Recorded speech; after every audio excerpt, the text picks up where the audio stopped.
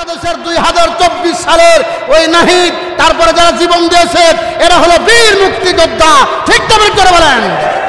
কিন্তু আপনাদেরকে বুঝতে হবে এই স্বাধীনতা রক্ষা করা লাগবে।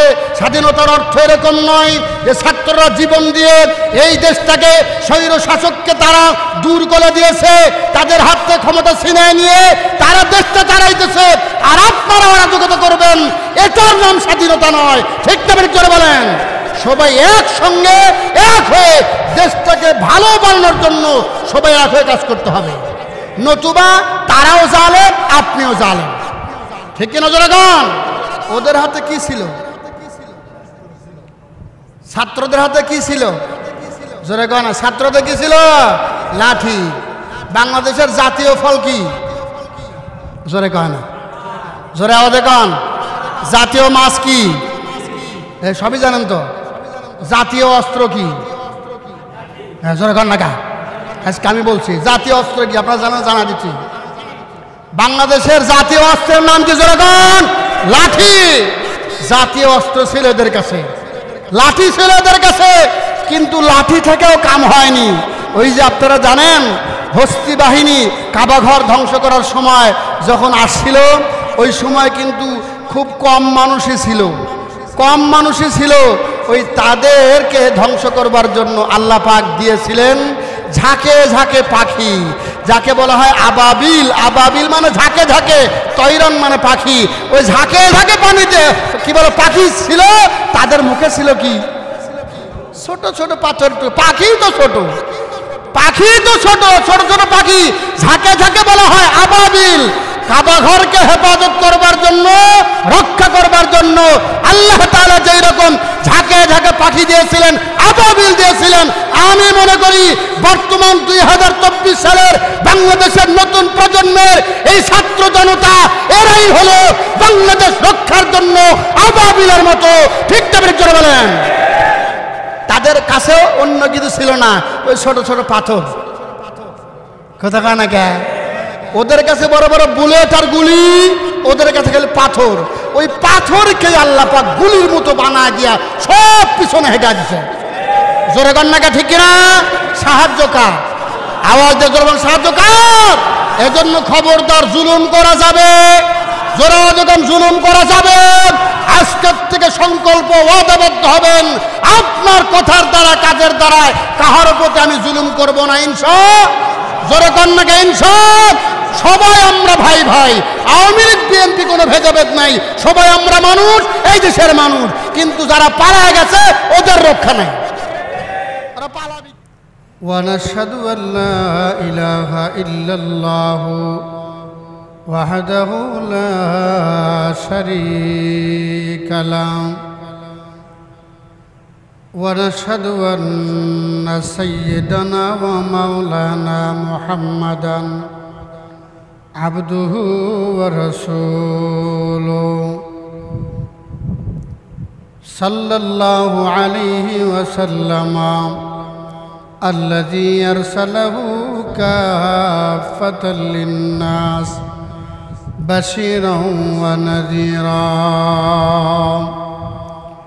ওয়া দাঈয়ান ইলাল্লাহি বিইذনিহি ওয়া সিরাজাম মুনীরা। ফাকাদ ক্বালা আল্লাহু তাবারাকা ওয়া তাআলা في كلامه المجيد والفرقان الحميد।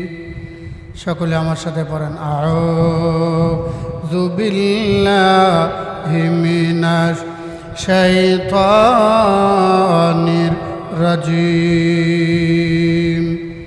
বিসমিল্লাহির রাহমানির রহিম।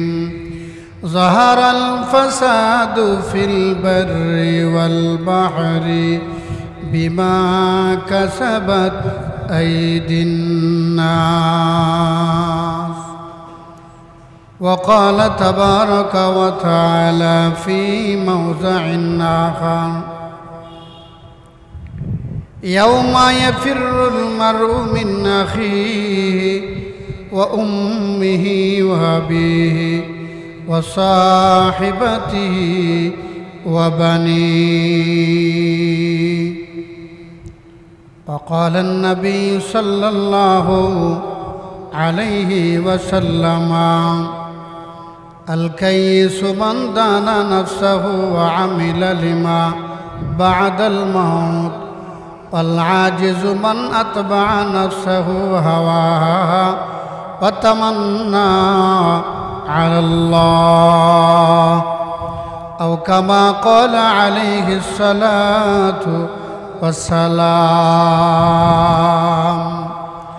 अगर खाही हम नशीनी अम्बिया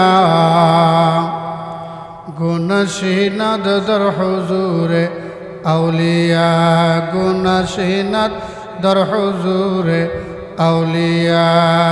ला इलाहा इल्लल्लाह, ला इलाहा इल्लल्लाह, ला इलाहा इल्लल्लाह, ला इलाहा इल्लल्लाह, ला इलाहा इल्लल्लाह, ला इलाहा इल्लल्लाह।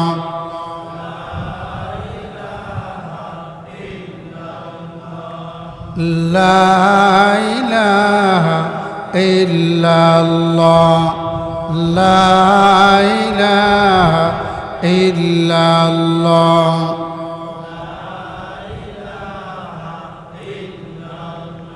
ला इलाहा इल्लल्लाह मुहम्मदुर রাসূলুল্লাহ সাল্লাল্লাহু আলাইহি ওয়াসাল্লাম। সবাই বলেন সাল্লাল্লাহু আলাইহি ওয়াসাল্লাম। আবারও বলুন সাল্লাল্লাহু আলাইহি ওয়াসাল্লাম। মুআজ্জাজ মুহতারাম ওয়াজিবুল ইহতারাম আল্লাহর গোলামেরা, আল্লাহর দরবারে গোলাম হওয়ার জন্য আমরা দুনিয়ার কাজকর্ম থেকে ফারেক হয়ে মসজিদে আগেই আসার চেষ্টা করেছি। আল্লাহ পাক আগেই পৌঁছায় দিয়েছেন। সুবহানাল্লাহ কন্নাকা।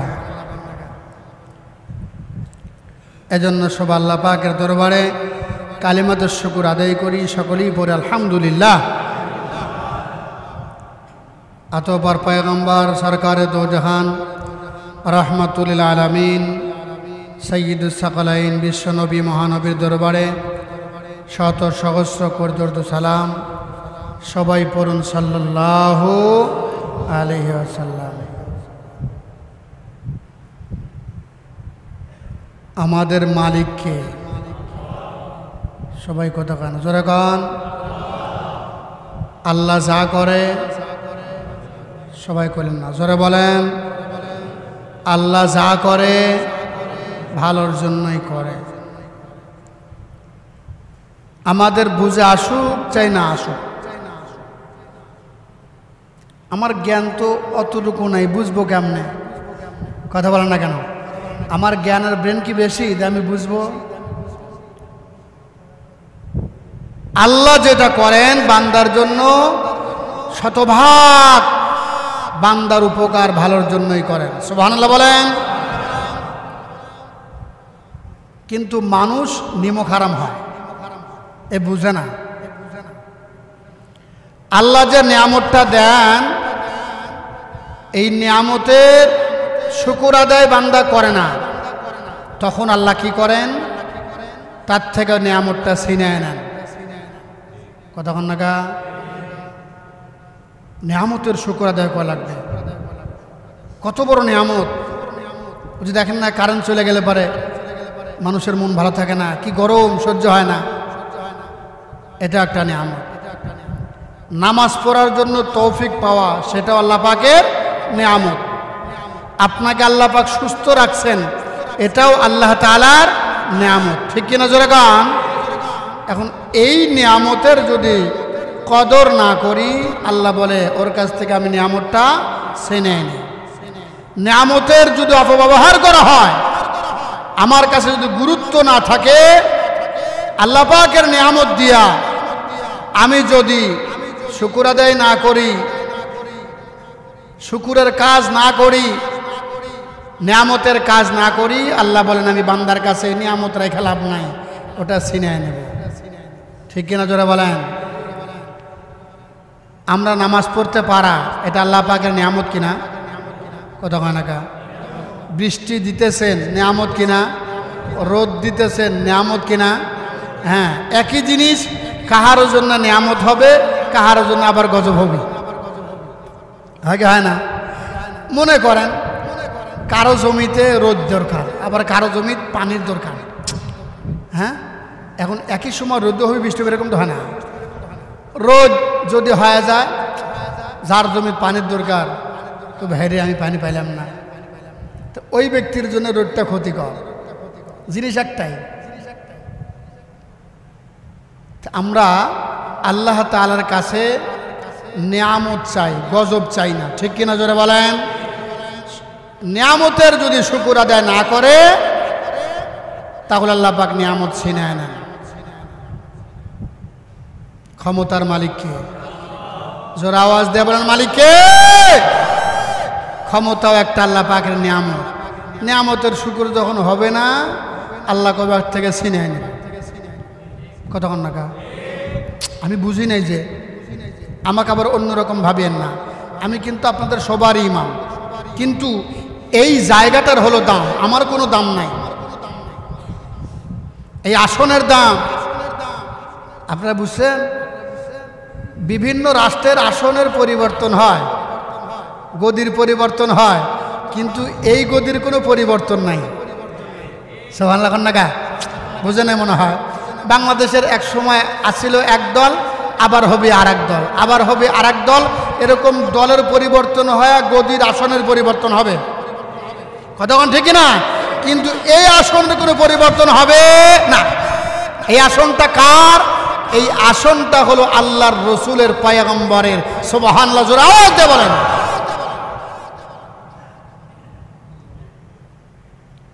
এখানে আমি কথা বলছি, আমার এই জায়গায় যাইতে আসতে পারবে না।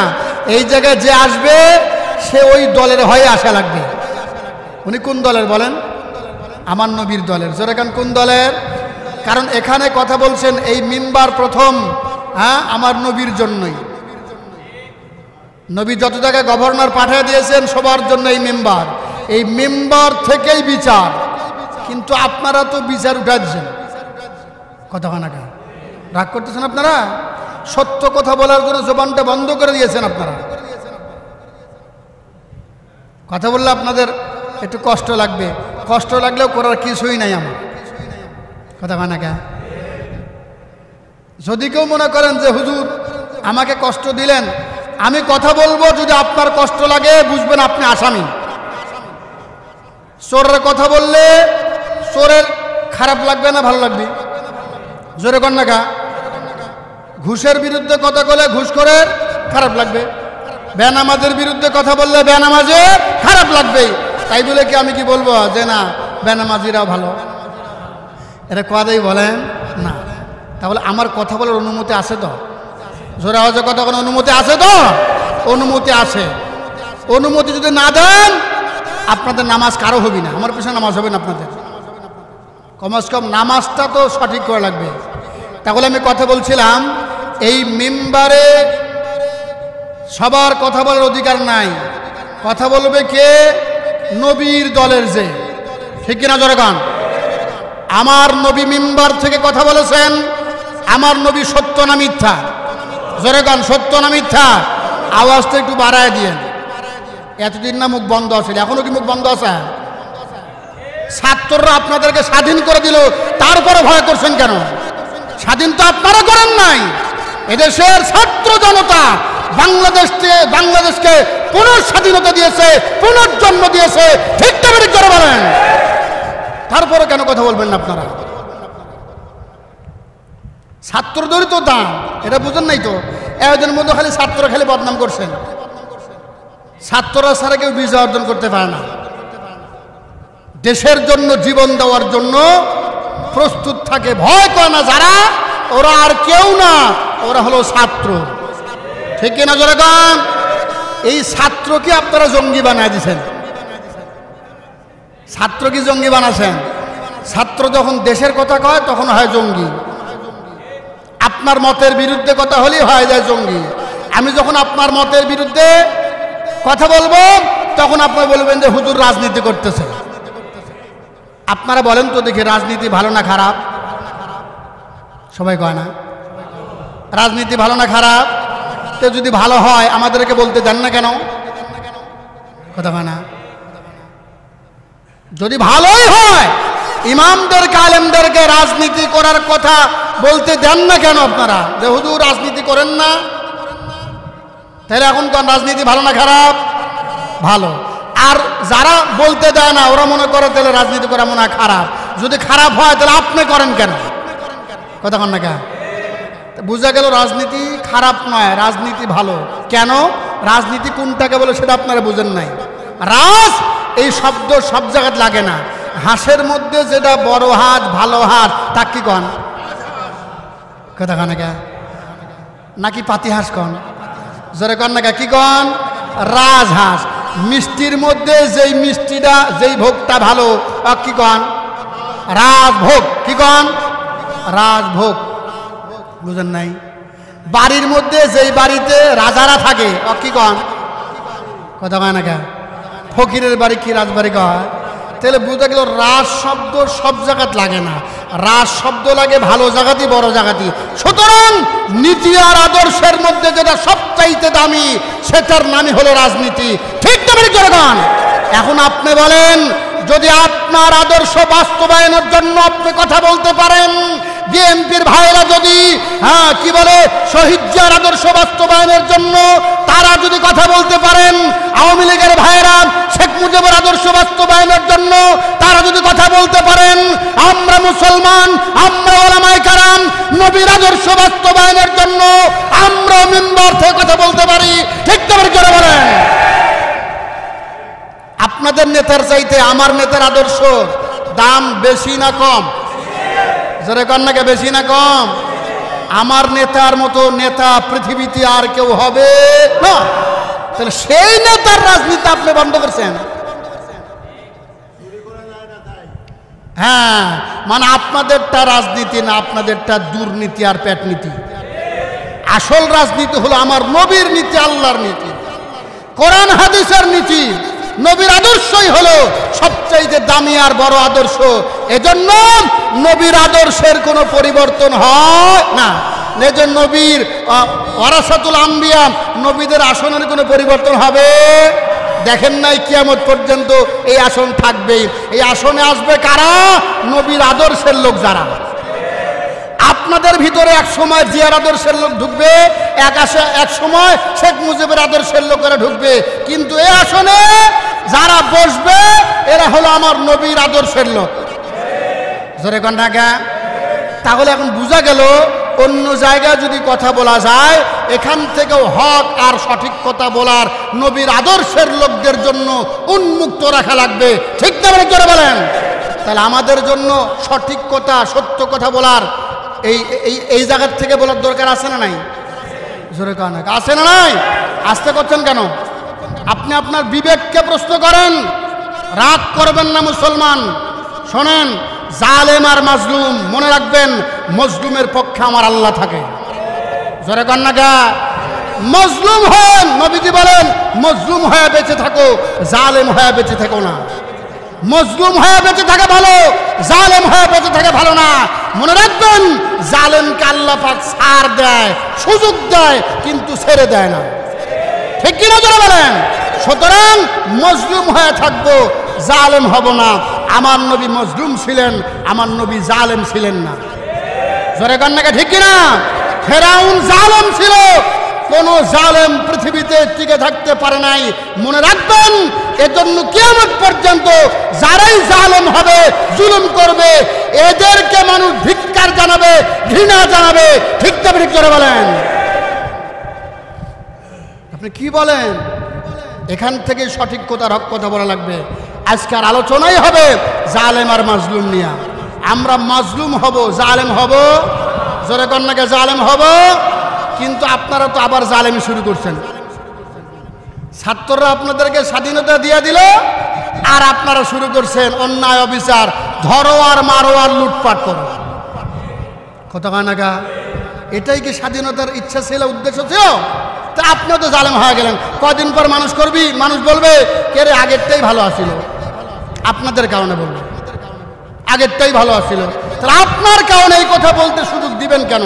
আপনিও তো জালেমের অন্তর্ভুক্ত হলেন। সুতরাং আমরা কেউ জালেম হতে চাই? আরো জোরে বলুন, জালেম হতে চাই? খবরদার, জালেম হওয়া যাবে না।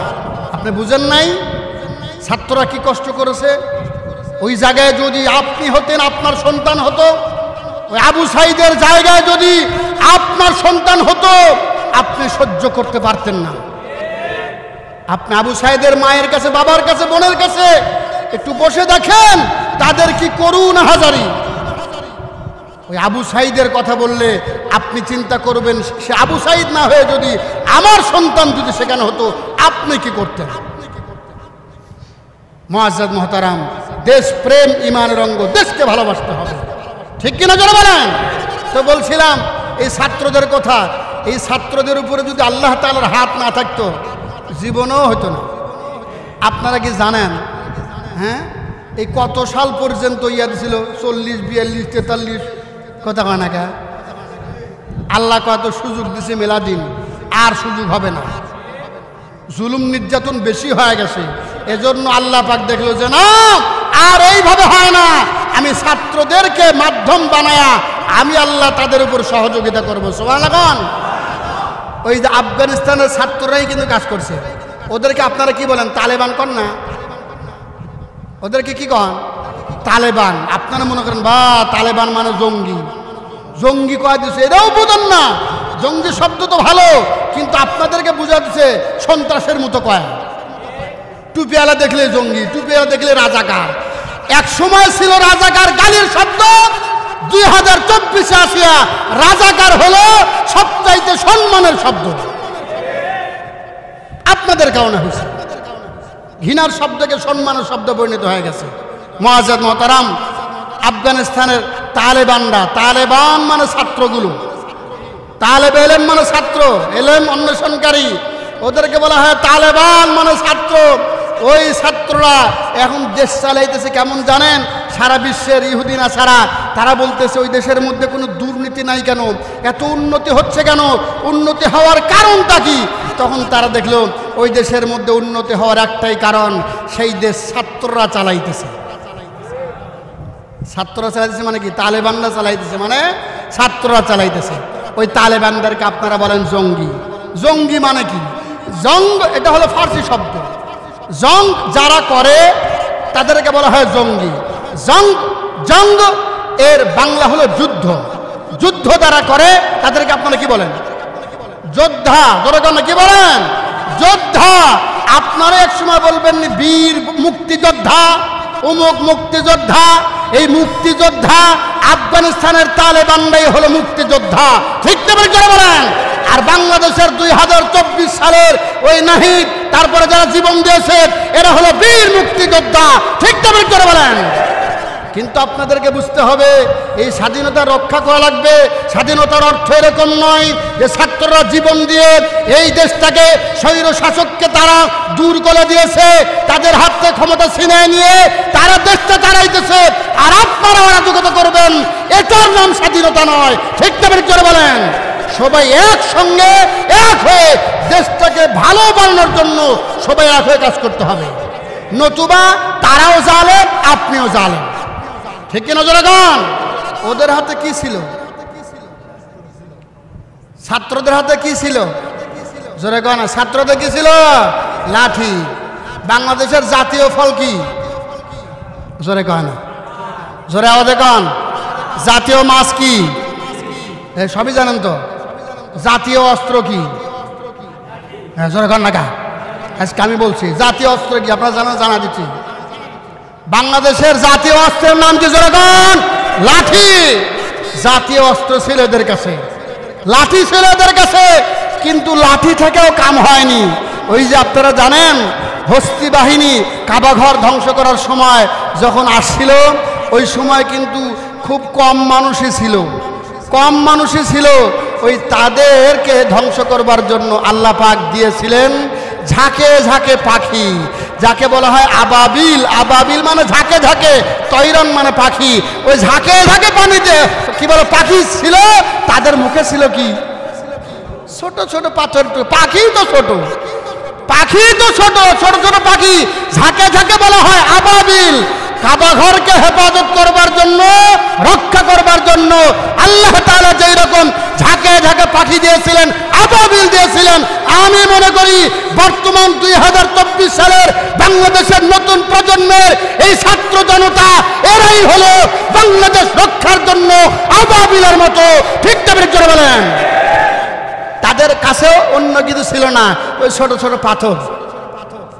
কথা কয় না কে? ওদের কাছে বড় বড় বুলেট আর গুলি, ওদের কাছে খালি পাথর। ওই পাথরকে আল্লাহ পাক গুলির মতো বানা দিয়া সব পিছনে হেঁটে দিচ্ছে। জোরে কন্যাকে ঠিক কিনা? সাহায্য কার? আওয়াজ দিয়ে জোরে বলেন, সাহায্য কার? এজন্য খবরদার জুলুম করা যাবে, জোরে যখন জুলুম করা যাবে, আজকের থেকে সংকল্প ওয়াদাবদ্ধ হবেন, আপনার কথার দ্বারা কাজের দ্বারায় কাহার প্রতি আমি জুলুম করব না, ইনশাআল্লাহ। জোরে কন্যাকে ইনশাআল্লাহ। সবাই আমরা ভাই ভাই, আওয়ামী লীগ বিএনপি কোনো ভেদাভেদ নাই, সবাই আমরা মানুষ, এই দেশের মানুষ। কিন্তু যারা পালায় গেছে ওদের রক্ষা নাই, ওরা পালাবি কে? বুঝেন নাই? কিয়ামতের ময়দান শুরু হয়ে গেছে। আল্লাহ বলেন ইয়াউমা ইয়াফিরুল মারউ মিন আখিহি ওয়া উম্মিহি ওয়া আবি। আল্লাহু আকবার বলেন। আমার বন্ধুরা, কিয়ামতের ময়দানে রব্বুল আলামিন বলেন ইয়াউমা ইয়াফিরুল মারউ মিন আখিহি ওয়া উম্মিহি ওয়া আবিহি। কিয়ামতের ময়দানে ভাই ভাইয়ের কাছ থেকে পলায়ন করবে, সন্তান বাবার কাছ থেকে পলায়ন করবে, বন্ধু বন্ধুর কাছ থেকে ভেগে চলে যাবে। সবাই নিজে নিজের চিন্তা। ওই কিয়ামতের আলামত আর নিদর্শন এখনই কিন্তু আপনারা বুঝে গেছেন, চলে গেছে নিজের চিন্তা নিয়া। আপনারা কার জন্য? জীবন দেওয়ার জন্য। আর মারামারি করিয়া আর এক ভাইকে আপনার সম্পদ নষ্ট করলেন।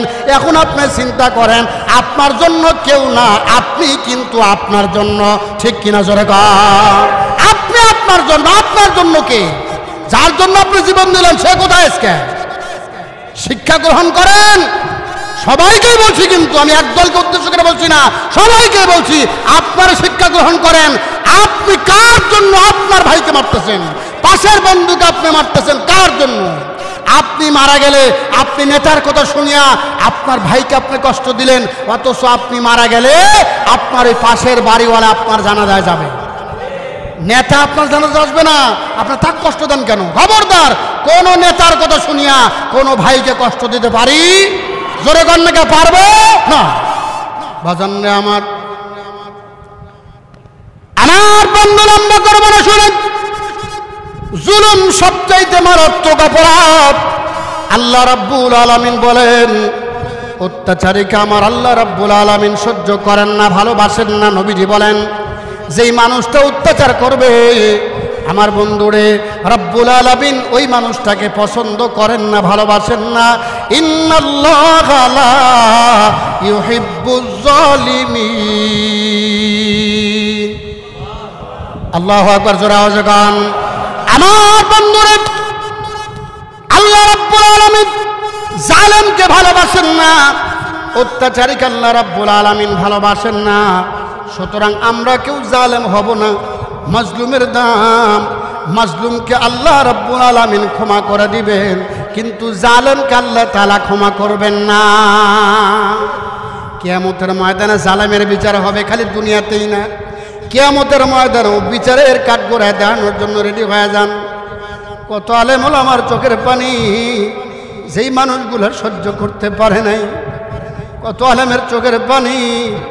আমার মাবুদ মাওলা শুধুমাত্র মানুষদেরকে ধৈর্য ধারণের জন্যই বলেছেন, হে মুসলমান, যেই মানুষগুলো আল্লাহ তাআলার কালাম মানুষদেরকে শোনাইতো, ছাত্রগুলো তৈরি করতো, যেই মানুষগুলা বুখারী শরীফের দরজ দিত, আমার বন্ধু নবীর হাদিসগুলা ছাত্রদেরকে শিক্ষা দিত, সেই মানুষগুলাকে হাতে হাত করা লাগায়া জেলখানার মধ্যে বন্দী করে রেখেছিলা। আর যারা নর্তকী ছিল তাদেরকে তোমরা রাজবন্দি করে রেখেছিলা। আমার আল্লাহ রাব্বুল আলামিন সহ্য করে না। তোমরা চেয়েছিলা আল্লাহু আকবারের শব্দটা বন্ধ করবার জন্য, আল্লাহ সহ্য করেছেন, কিন্তু এখন সহ্যের বাহিরে যখন হয়ে গেছে আবার আল্লাহু আকবার আওয়াজ সারা দেশে চালু হয়ে গেছে। ঠিক তেমনি জনগণ, আমি তো মনে করছিলাম ভবিষ্যৎ প্রজন্ম মনে হয় আল্লাহু আকবারের তাকবীর আর স্লোগান ভুলেই যাবে। আপনি কি জানেন না আল্লাহু আকবারের ভিতরে কত বড় দাম আর পাওয়ার আছে? আল্লাহু আকবার মসজিদের মধ্যে চলে, এজন্য মসজিদের মধ্যে শান্তি, মসজিদের বাহিরে থাকলেও বাহিরেও শান্তি হবে। ঠিক তেমনি জোরে বলেন। কিন্তু এতদিন মসজিদের বাহির আল্লাহু আকবার ছিল কতখানি ছিল, এখন আসে না নাই? কমাস কম ভয় ছাড়িয়ে দিয়া নারায়ে তাকবীর আর আল্লাহু আকবার বলতেছে। জোরে আল্লাহু আকবার। সেই আল্লাহু আকবার বন্ধ ছিল, মানুষের জবান দিয়ে বের হয় না। বাজান আমার লম্বা করবেন, শুনেন। আল্লাহ রাব্বুল আলামিন বলেন, খবরদার খবরদার, মাজলুমের তোমরা বদদোয়া নিও না, বদদোয়া নেওয়া যাবে না। আমার বন্ধু আপনারা জানেন এই বাংলাদেশে কতগুলো মানুষ মাজলুম ছিল, কতগুলো আলেম ওলামা মাজলুম ছিল, তারা মাজলুম হয়ে জেলখানার মধ্যে ছিল। ওদের জায়গাটা তো জেলখানায় না, ওদের জায়গা ছিল মসজিদের মাদ্রাসায়। তাদের একটাই অপরাধ ছিল, আল্লামা মামুনুল হক সাহেব শুধুমাত্র বলেছিলেন এই বাংলাদেশে ভাস্কর্য আর মূর্তি রাখা যাবে না। এই কথা বলিয়া বাংলাদেশের আমার বন্ধু কওমি মাদ্রাসার ছাত্র সহ ওলামা জনতা সবাই যখন মাঠে নেমেছিল ভাস্কর্য আর মূর্তির বিরোধিতা করিয়া, মুদির বিরোধিতা করিয়া, ওই কারণেই আল্লামা মামুনুল হক সাহেবের উপর অপবাদ দিয়া তাকে জেলখানা নেওয়া হলো। আমার বন্ধু আল্লাহ দেখায় দিল রে দুনিয়ার জালেম বাচ্চারা, ওই মামুনুল হক সাহেব সহ হকখানা আলেম ওলামা মাদ্রাসার তালেবে ইলমেরা যারা মূর্তি ভাঙ্গার জন্য, মূর্তির বিরোধিতা করার কারণে তাদেরকে তুমি জেলখানায় নিলা। যারাই জেলখানায় নিল আজকে তাদের হাতেই বাংলাদেশের মূর্তিগুলা ভাঙতেছে। আমাদেরকে লাগতেছে না। কি দেখতেছেন আপনারা? আমাদেরকে লাগতেছে না। যে নামাজ পড়ে না সেও মূর্তি ভাঙতেছে, ভাস্কর্য ভাঙতেছে। এই ভাস্কর্যের পিছনে বাংলাদেশের কত টাকা ব্যয় হয়েছে আপনারা জানেন? এই যে গত 2 দিনে বাংলাদেশে কোনো রোড অ্যাক্সিডেন্ট হয় নাই, আলহামদুলিল্লাহ বললেন না? বাংলাদেশে গত 2 দিনে ছাত্র জনতা এরা যখন ট্রাফিক সেজেছিল, এরা ট্রাফিক হওয়ার কারণে কোনো ধরনের বিশৃঙ্খলা আর রোড অ্যাক্সিডেন্ট হয় নাই। এর আগে কি রোড অ্যাক্সিডেন্ট খবর আপনারা শুনেন নাই? এত টাকা লাগে দেশকে ভালোবাসলে, এত টাকা লাগে না। ওই যে সংসদ ভবনের আশেপাশ পরিষ্কার করার জন্য 1 লক্ষ টাকা দিন লাগে, কথা কয় না গা? কয় টাকা লাগলো? ইচ্ছা থাকলে, আগ্রহ থাকলে উপায় হয়। ঠিক কিনা জনগণ? ভালোবাসা থাকা লাগবে। বাজান আমার কথা লম্বা নয়, শুনুন। মাজলুম হওয়া যাবে না। নবীজি আমার বন্ধুরে মৃত্যুর আগে সাহাবায়ে কেরামদেরকে ডাক দিয়ে বললেন, আমার সাহাবীরাম তুমি একটু বলে দাও, ঘোষণা করে দাও। ওমরকে ডাক দিয়ে বলা হলো, ওমর তুমি ঘোষণা করে দাও, আমি পয়গম্বর, আমি নবী, মৃত্যু শয্যায় পড়ে রয়েছি, বিছানায় শুয়ে রয়েছি, তুমি একটু ঘোষণা করে দাও, আমি যদি কাহার উপর জুলুম করে থাকি, অত্যাচার করে থাকি, সে যেন আমার জুলুমের প্রতিশোধ গ্রহণ করে, প্রতিশোধ গ্রহণ করিয়া আমাকে যেন ক্ষমা করে দেয়। আমি আল্লাহর দরবারে জালেম হিসাবে উঠতে চাই না। আপনি নবীর আদর্শ বাস্তবায়ন করতে চান? আমার বন্ধুরা, নবীর আদর্শ বাস্তবায়নের জন্য আমার নবীজি জালেম হতে চান না। কার উপর অত্যাচার করে থাকলে তার কাছ থেকে ক্ষমা পাওয়ার জন্য, ক্ষমা চাওয়ার জন্য নবীজি বললেন। ভাজানদের লম্বা না শুনলে এবার দেখা গেল সাহাবায়ে কেরাম যখন ঘোষণা করলেন, ঘোষণা করে দেওয়ার পরে একজন যুবক আমার বন্ধুই মুহূর্ত ওমরকে ডাক দিয়ে বলল, ওমর রে, বিশ্ব নবী মহানবী রাহমাতুল্লিল আলামিন আমার উপর একটু জুলুম করেছিল, খবরটা নবীর কাছে এসে গেল। নবীজির কাছে ঘোষণা করা হলো, নবী আপনি একজনের উপরে হয়তো জুলুম করেছেন। নবীজি বলেন, ওমর তাকে ডেকে নিয়ে আসো, আমি তার কাছ থেকে মাপ নেব, যেইভাবেই হোক আমি তার কাছ থেকে ক্ষমা নেব। ক্ষমা না নিয়ে আমি যদি কবরে চলে যাই, আল্লাহ রাব্বুল আলামিন আমি নবীকেও মাফ করবেন না। নবী যদি জালেম হওয়াকে ভয় করেন, নবীর উম্মতের ভয় করা লাগবে কিনা জোরে বলেন? খবরদার কেউ জালেম হবেন না।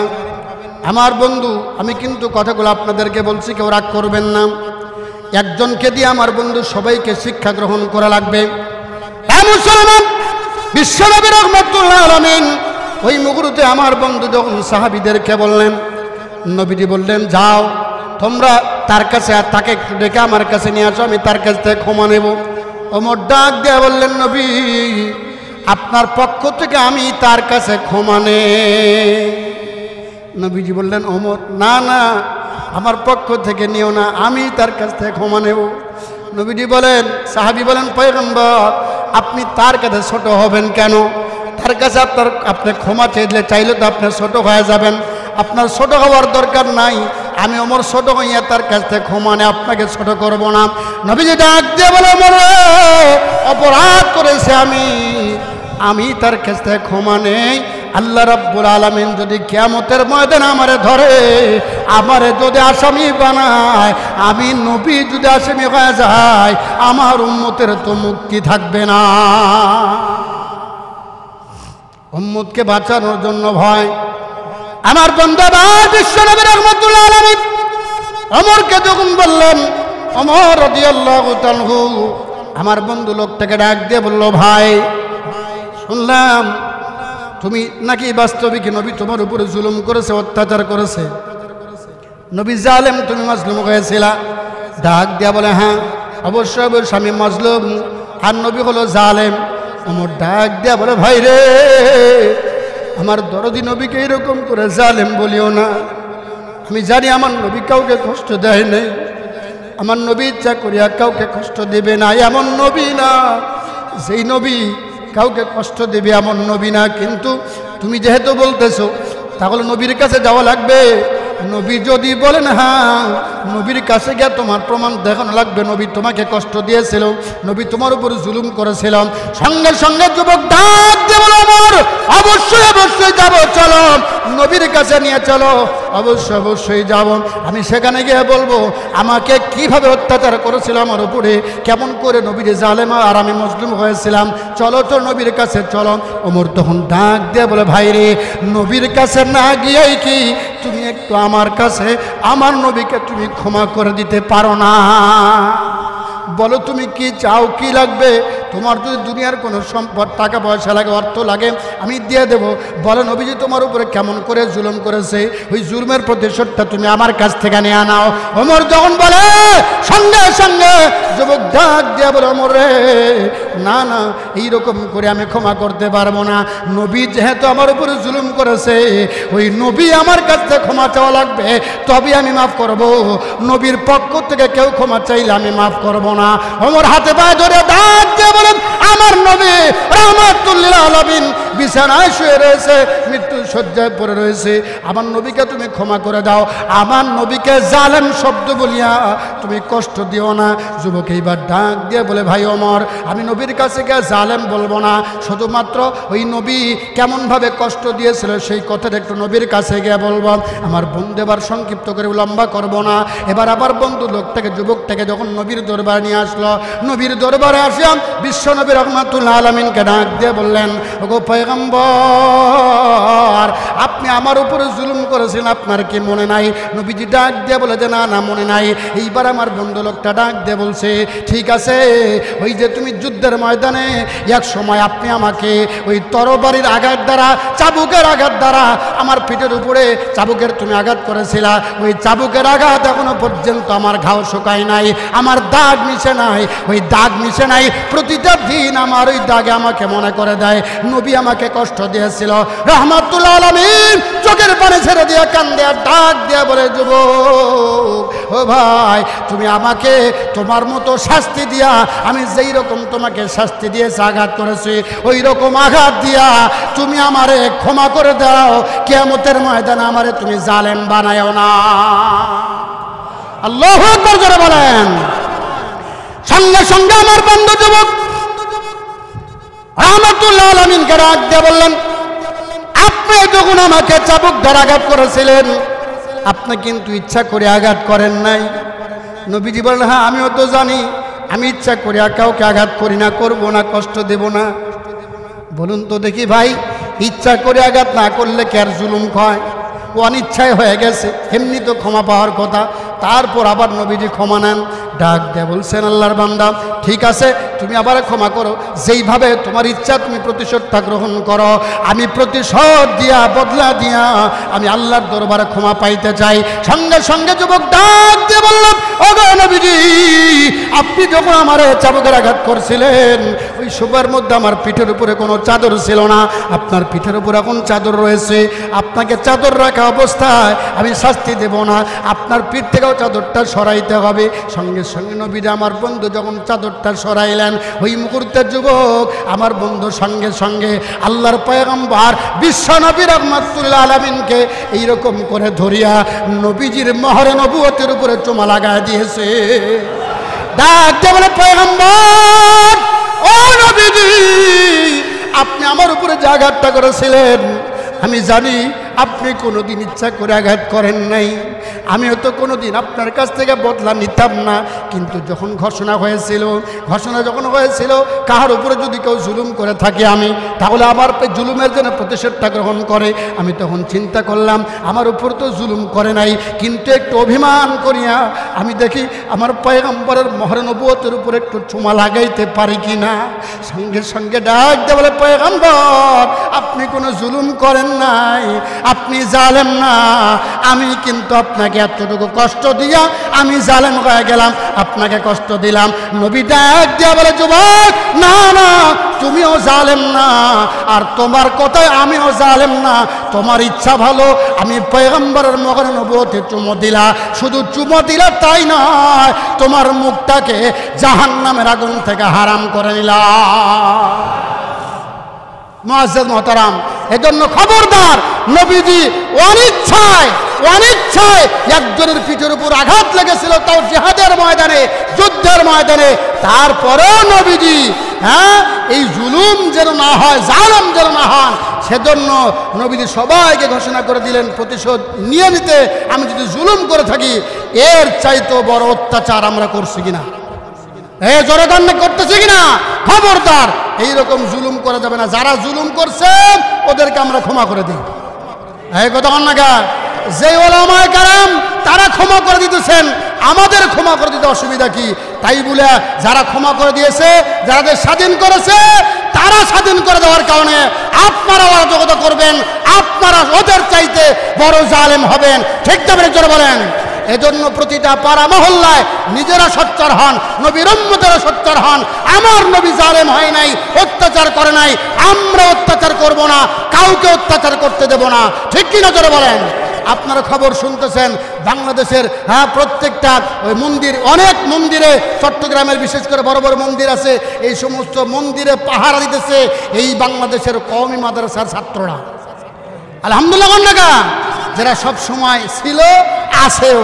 হেফাজতের ওই 5 তারিখের মধ্যে একটা বরকত আছে। কথা কন না কে, 5-এর মধ্যে বরকত আছে না নাই? এই নামাজ কয় ওয়াক্ত? জোরে কয় না কে, নামাজ কয় ওয়াক্ত? 5 ওয়াক্ত। 5 মে 7+70। আবার এই 5 তারিখে কথা কয় না কে, 5-এর সাথে ছাত্র আন্দোলনের বিজয়। কতক্ষণ ঠিক না? এর সাথে সম্পর্ক একটু আছে না নাই? এই জন্য 5 ওয়াক্ত নামাজ পড়েন। এই সম্পর্ক বাদই দিলাম, এই 5-এর সাথে আমার সম্পর্ক রাখা লাগবে। 5 ওয়াক্ত নামাজ পড়া ইনশাআল্লাহ। আর একটা কথা আমি মসজিদের মধ্যে বলছি, দেশের জন্য, সবার ঈমান বাঁচানোর জন্য আমরা আজকের থেকে ওয়াদা করব, নিজে অত্যাচার করব না, অন্যকে অত্যাচার করতে দেব না। ইনশাআল্লাহ। জোরে কর না কে ইনশাআল্লাহ। হাত আল্লাহকে দেখান। লিল্লাহে তাকবীর, নারে তাকবীর। আল্লাহ কবুল করুন, আল্লাহুম্মা আমিন। ওয়া আখিরু দাওয়ানা আলহামদুলিল্লাহি রাব্বিল আলামিন। খবরদার কেউ রাগ করবেন না, আমি কিন্তু আপনাদের সবার এখান থেকেই সঠিক কথা যদি না বলা যায় আপনাদের ঈমান ঠিক হবে না। কিয়ামতের ময়দান আল্লাহর দরবারে আমি আসামি হব, আর আমি যদি আসামি হই আপনারা এমনি আসামি। কথা কোন ঠিক না? নেতা যদি বাতিল হয় প্রজারা এমনি বাতিল হয়ে যায়। এজন্য একটু হক কথা বলার জন্য, সঠিক কথা বলার জন্য আমাকে একটু সুযোগ দিয়ে দিবেন ইনশা। আরো জোরে করেন নাকি ইনশা? কেউ রাগ করলেন, কারো মনে কষ্ট লাগলে আল্লাহর রাস্তায় ক্ষমা করে দিয়েন। দল আপনাকে মুক্তি দেবে না, একটা দল আপনাকে মুক্তি দিতে পারে, সেটা হলো আমার নবীর আদর্শের দল। ঠিক কিনা জোরে বলেন? এই জন্য নবীর আদর্শ বাস্তবায়নের জন্য আমরা সবাই সর্বদা চেষ্টা থাকবো ইনশাআল্লাহ। আল্লাহ পাক আমাদের সবাইকে আমল করার তৌফিক দান করুন। সকলে বলেন আল্লাহুম্মা আমিন।